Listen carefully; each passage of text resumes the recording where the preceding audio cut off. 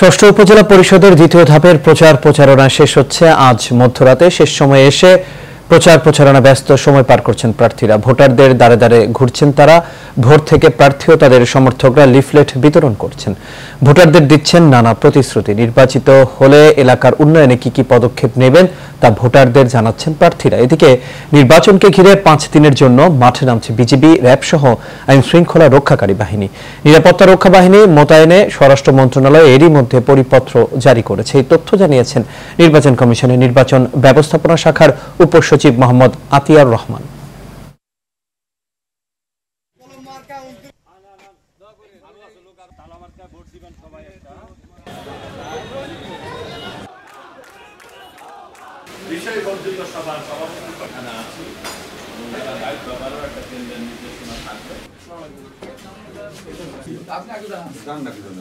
আমরা গরিবের জন্য যে সযত্ন যারা আমাকে দিক চায় তাই কাজ করবে তারে আমরা ভোট দেব।